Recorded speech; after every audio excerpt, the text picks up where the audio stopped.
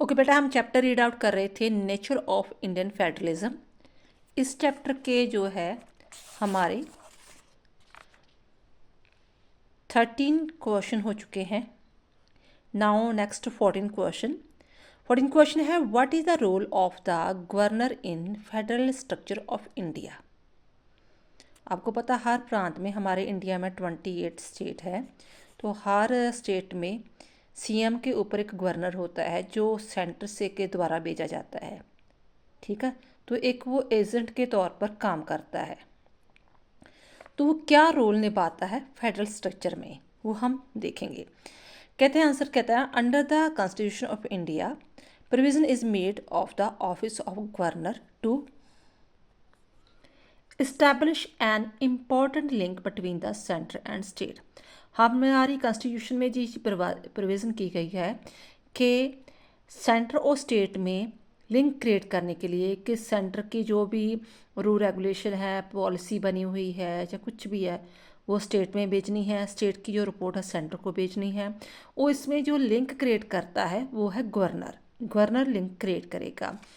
But the governor have become more an agent of the central government in the state than the healthy link between the center and state.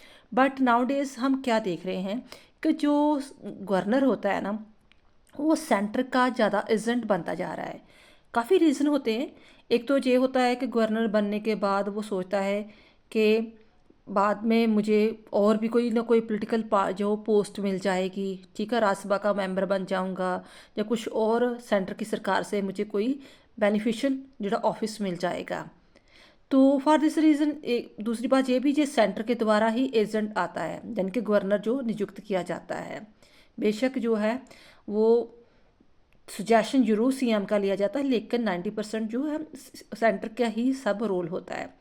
तो क्या होता है, वो healthy relation create करने की बजाय एक सेंटर का एजेंट बन के रह जाता है। मान लो जी ऑपोजिट सरकार है, जैसे पंजाब में है, पंजाब में आपकी सरकार है, सेंटर में बीजेपी की सरकार है। तो पिछली बार ये हुआ था कि जो माना जाता था, ठीक है, मीडिया के द्वारा, कि गवर्नर जो है वो एज ए सेंटर का एजेंट के रूप पर काम कर रहा है।